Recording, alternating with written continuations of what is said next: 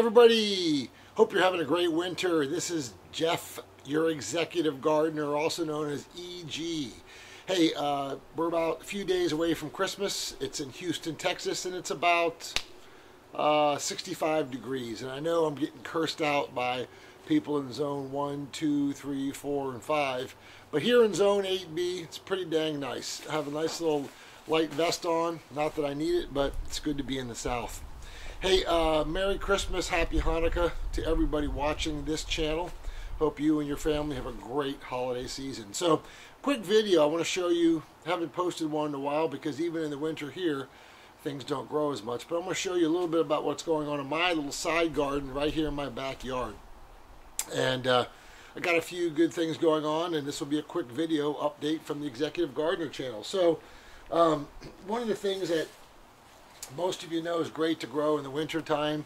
It only takes about 30 days to grow. I threw a bunch of seed down, waited probably about 45 days, but I put some cherry radish and some French breakfast radishes and pulled them out of my ground. You can see here, these are fresh right out of the ground.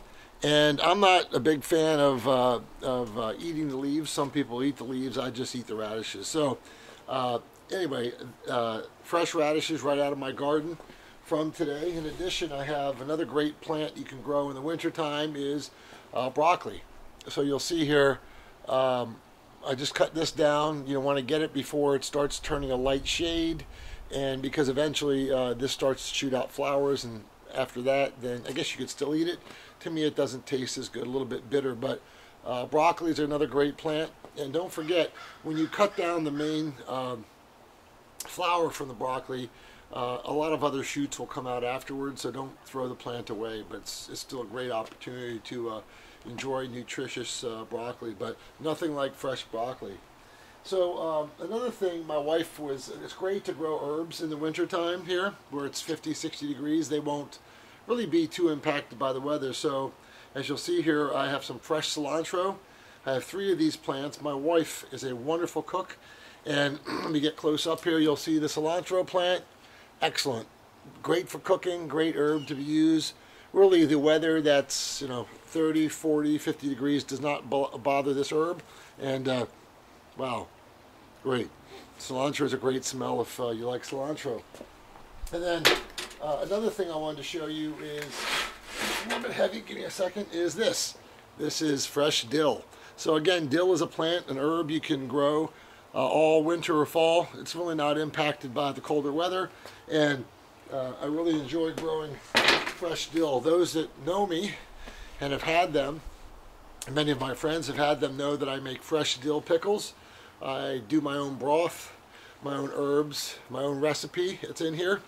And one of the key ingredients of making this is not only having fresh garlic, fresh onions, fresh peppers. I put a little bit of peppers for a little bit of bite, but also it is using fresh dill, my dill plant. So I'm going to make a bet for anybody out there. I'm not sure how I collect or you collect, but nobody makes better dill pickles than the Executive Gardener. I guarantee it.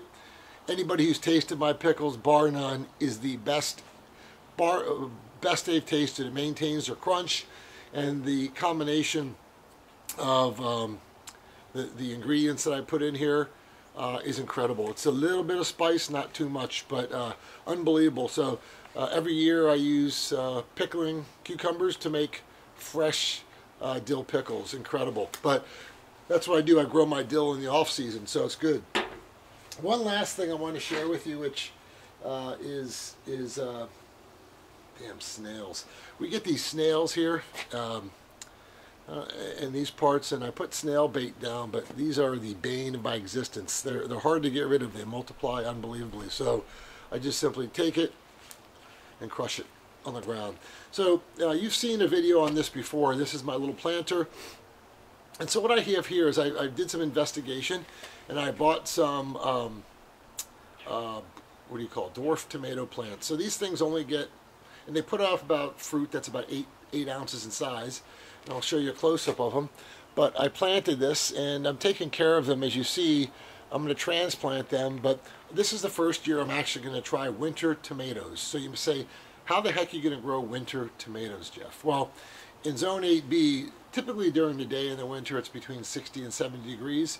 So what I'm going to do is I'm going to transplant these shortly from this seed starter into a few of these net pots. They're bags. Most of you have seen other videos on the web, but I'm going to do that for a few reasons. I bought a little hothouse that's 3x3. Actually, it's 3x4 feet. So that will keep the heat in during the day. I'll just bring these things in at night if it gets too cold. But because it's a dwarf tomato plant, it's not going to get over 3 feet. And if I control the root size within this net pot, excuse me, I keep saying net pot, this bag, this grow bag,